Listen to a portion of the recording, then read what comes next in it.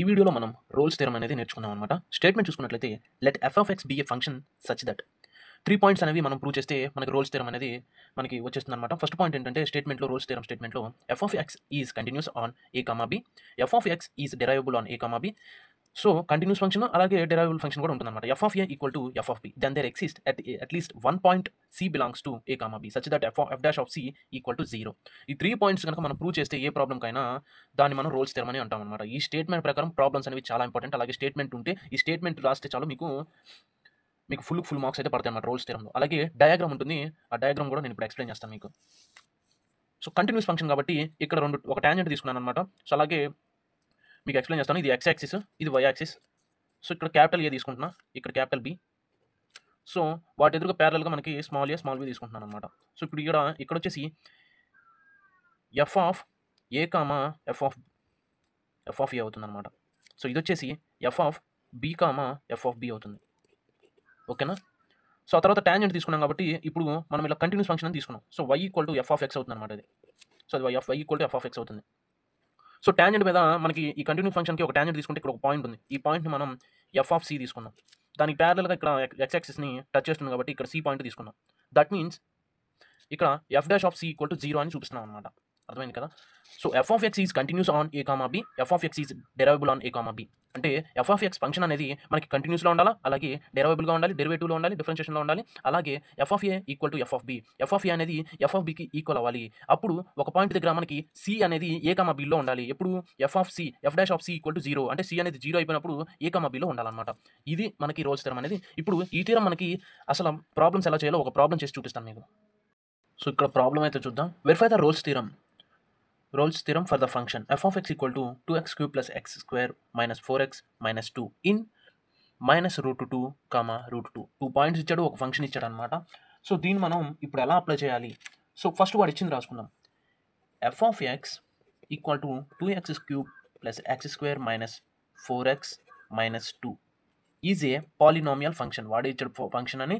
So is a polynomial function. Okay. So next వచ్చేసి continuous స్టేట్మెంట్లో ఏముంది ఇందాక మనం చెప్పుకున్నట్టు continuous on a comma b and continuous on a comma b derivable on a comma b.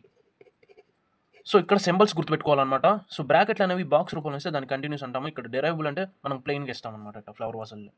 So అది ఇవి కూడా గమనిస్తారన్నమాట ఎగ్జామ్లో. సో ఇక్కడ 2 పాయింట్స్ ఇచ్చాడు. ఫస్ట్ పాయింట్ని ఏ అనుకుందాం. A equal to minus root 2, b equal to plus root 2 అనుకుందాం. Okay, వీటిని బ్రాకెట్స్లో పెట్టుకుందాం. తర్వాత ఇప్పుడు ఈ ఎక్స్ ప్లేస్లో సబ్స్టిట్యూట్ చేద్దాం అనమాట. మైనస్ రూట్ 2ని సబ్స్టిట్యూట్ చేద్దాం ఫస్ట్. సో మైనస్ రూట్ 2ని ఏ అనుకుందాము, ప్లస్ రూట్ 2ని బి అనుకున్నాం కాబట్టి సబ్స్టిట్యూట్ చేద్దాం. So f of minus root 2 equal to 2 into x cube కాబట్టి minus root 2 whole's cube plus minus root 2 whole square minus 4 into root 2, ఇక్కడ minus ఉంది. So minus 2. Okay, ఆ తర్వాత ఇక్కడ ఏమొస్తుంది, 2 ఇంటూ 2 రూట్ 2 వస్తుంది అనమాట. మైనస్ 2 రూట్ 2 వస్తుంది ఇక్కడ. సో ఇక్కడ మైనస్ 2 రూట్ 2 వస్తుంది. ఎలా వస్తుంది? సో క్యూబ్ అంటే 3 రూట్ 2లు వస్తాయి. Root 2 into root 2 into root 2. ఓకేనా? ఇక్కడ 3 రూట్ 2లు వస్తాయి. సో 3 రూట్ 2ల్లో 2 రూట్ 2ని కలిపితే మనకి 2 అవుతుందిగా.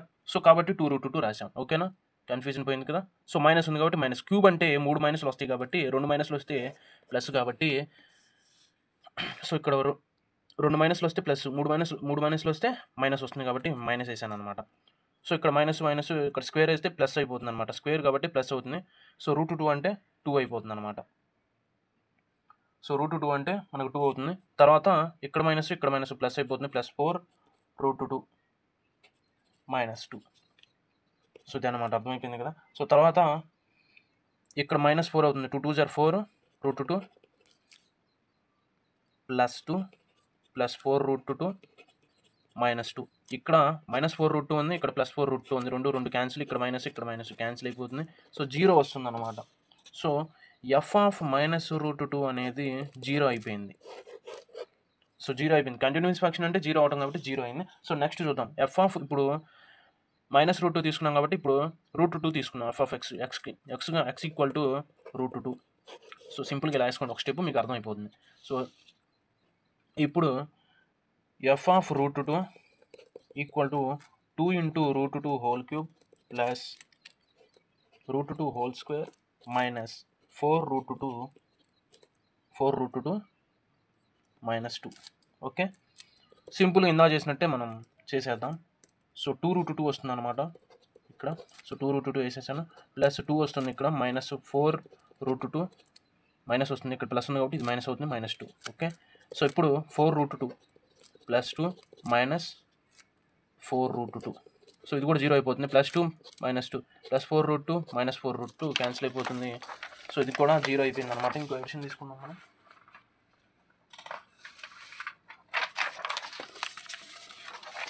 సో ఇక్కడ జీరో అయిపోయింది అనమాట. So therefore f(√2) equal to 0. Therefore f(-√2) is equal to f(√2). So f(a) equal to, దీన్ని బట్టి ఏమర్థమైంది, f(a) ఈక్వల్ టు f(b) రెండు సమానం అయిపోయినాయి. అట్లా అయిపోయినాయి. సో f(√2) అనేది జీరో అయిపోయింది. f(√2) అంటే b కాబట్టి, సో b జీరో అయిపోయింది, అలాగే a కూడా జీరో అయిపోయింది కాబట్టి రెండు జీరో అయిపోయినాయి కాబట్టి f(a) ఈక్వల్ టు f(b) అనమాట. అలా వచ్చింది point. Therefore f(x) equal to 2x³ plus x² minus 4x minus 2. Okay, so ఇప్పుడు ఏమైంది, మనం 2 పాయింట్స్ అనేవి కన్సిడర్ చేసామన్నమాట. ఒకటి కంటిన్యూస్ ఫంక్షన్ కనుక్కున్నాము. సో డెరైవబుల్ ఫంక్షన్ కనుక్కోవాలన్నమాట. సో డెరైవబుల్ అంటే డిఫరెన్షియేషన్ కాబట్టి, సో డిఫరెన్షియేషన్ చేద్దాం. అంటే f(x) ఏమవుతుంది, f'(x) అవుతుంది అనమాట. అప్పుడు 2x³ 2 3 6 6x² అవుతుంది అనమాట. ఇక్కడ 2 ఉంది కాబట్టి 2 ఇటు వస్తుంది, సో 2x అయిపోతుంది. ఈ 2 ఇక్కడ ముందుకు వస్తుంది అనమాట, ఏం లేదు, సింపుల్ అనమాట. సో తర్వాత 4x ఒక్కటే ఉంది కాబట్టి x 0 అయిపోతుంది, -4 అవుతుంది అనమాట. 2 ఉంది కాబట్టి 2 0 అయిపోతుంది. సో 2 కాన్స్టెంట్ అయిపోతుంది అనమాట. ఓకే, తర్వాత f'(c) equal to 6c² plus 2c minus 4. ఈ c అలా వచ్చింది, ఏం లేదండి ఇక్కడ. Therefore x equal to c అనుకోండి సింపుల్గా. అంటే c తీసుకుంటున్నాడు, f'(c) మనం ప్రూవ్ చేయాలి కాబట్టి xని c అనుకున్నాం. సో ఇక్కడ సబ్స్టిట్యూట్ చేసాం, అప్పుడు 6c² plus 2c² plus 2c minus 4 వస్తుంది అనమాట.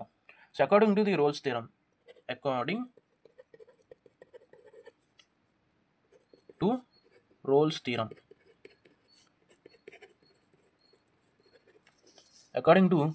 అనమాట, f'(c) ఈక్వల్ టు 0. సో ఇప్పుడు తీసుకున్నాం 6c² plus 2c minus 4. So ఇది 0 అని ప్రూవ్ చేయాలి మనం. సో ఇది 0 అని ప్రూవ్ చేయాలన్నమాట. ఇక్కడ ఉంది కదా, ఈ కండిషన్ ఇప్పుడు అప్లై చేసాం, ఇది వచ్చింది కాబట్టి ఆ వాల్యూని ఇక్కడ వేసాము. 6c² అన్నారు కాబట్టి మనము 2 కామన్ ఇద్దాం. 2 కామన్ ఇస్తే 3c² plus c minus 2 common ఇస్తే c మైనస్ 2 వస్తుంది అనమాట. సో ఇది ఈక్వల్ టు 0. ఏం లేదండి, 6 కామన్ తీసామా, ఇక్కడ ఏం మిగులుతుంది, 3c² మిగులుతుంది, అదే రాశాను. ఇక్కడ 2 పోతే c మైనస్ 2 2 4 కాబట్టి 2 2లు ఉంటాయి. 2 2లో ఒక 2 పోతే ఇక్కడ ఒక 2 వస్తుంది, ఇక్కడ బయట కామన్ అయింది కాబట్టి. సో అర్థమైంది కదా. సో సింపుల్గా, సో తర్వాత వచ్చేసి ఈ 2 అనేది ఇటు వస్తుంది, అటు వెళ్ళిపోతే 0 అయిపోతుంది కాబట్టి 3c² plus c minus 2 equal to 0. ఇప్పుడు ఫ్యాక్టర్స్ ఏం లేదు, సింపుల్గా. సో 3c మైనస్ 2 తీసుకున్నాం, అంటే ఇప్పుడు c ఉంది ఇక్కడ. సో cని మనకి c రావాలంటే ఏం చేయాలి, సో సింపుల్గా ప్లస్ 3c మైనస్ 2c, సింపుల్గా అర్థం చేసుకోండి. సో మనకి 3లో నుంచి 2 పోతే ఒక c వస్తుందిగా, సో అలా రాశాను అనమాట. అర్థమైందా. సో ఇప్పుడు దీన్ని ఇక్కడ రాసుకుందాం, 3c². ఈ పాయింట్ గుర్తుపెట్టుకోండి. So 3c² plus 3c minus 2c minus 2 equal to 0. So ఆ పాయింట్ అనమాట. ఇప్పుడు 3c కామన్ ఇద్దాం. సో 3c కామన్ ఇస్తే ఇక్కడ 3c కామన్ ఇస్తే ఇక్కడ 1 మిగులుతుంది, c మిగులుతుంది. అర్థమైందా, c మైనస్ 1 మిగులుతుంది, c ప్లస్ 1 వచ్చింది. సో 3c కామన్ తీసాము, ఇక్కడ ఏం మిగులుతుంది, c మిగులుతుంది. స్క్వేర్లో c ఉంది, c మిగులుతుంది, ఇక్కడ ఏం మిగులుతుంది, 1 ఉంటుంది, ఏం లేకపోతే 1 ఉంటుంది. సో +1 అనమాట, ఇక్కడ ప్లస్ ఉంది కాబట్టి +1.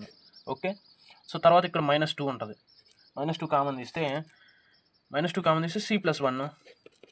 అర్థమైంది కదా, ఇక్కడ -2 కామన్ తీసాం, అప్పుడు ఇక్కడ ప్లస్ అయిపోతుంది, c ప్లస్ 1 వచ్చేసింది. సో c ప్లస్ 1 వచ్చేసింది. నెక్స్ట్ ఇక్కడ c ప్లస్ 1 వచ్చేసింది కాబట్టి, సో ఆ స్టెప్ ఒకసారి ఇక్కడ వేసుకున్నాం, c plus 1 minus 2 c plus 1 అనమాట, ఈజ్ ఈక్వల్ టు 0. ఓకే, ఇప్పుడు ఈ c ప్లస్ 1ని కామన్ తీద్దాం. c ప్లస్ 1 కామన్ తీస్తే ఇక్కడ ఏం మిగులుతుంది, 3c మైనస్ 2 మిగులుతుంది అనమాట, is equal to 0. So c plus 1 equal to 0కి సమానం చేద్దాము. 3c మైనస్ 2 అనేది 0కి సమానం చేస్తే సి ఈక్వల్ టు -1 వస్తుంది. తర్వాత ఇటు పక్కన సి, 3c ఇటు ఉంటే ఇటు వెళ్తే ప్లస్ అయిపోతుంది, ఇటు వస్తే ప్లస్ అయింది. C equal to 2/3, c equal to -2. Okay, so ఇదనమాట. సో క్వశ్చన్ అయితే అయిపోయింది కదా. సో మనకు రోల్స్ థియరం మీద ఒక ప్రాబ్లం కూడా చెప్పాను. ఇంకా రిమైనింగ్ వీడియోస్లో మీకు మిగతా ప్రాబ్లమ్స్ కూడా ఎక్స్ప్లెయిన్ చేస్తాను. వీడియో నచ్చితే లైక్ చేయండి, షేర్ చేయండి, సబ్స్క్రైబ్ చేసి బెల్ ఐకాన్ యాక్టివేట్ చేసుకోండి.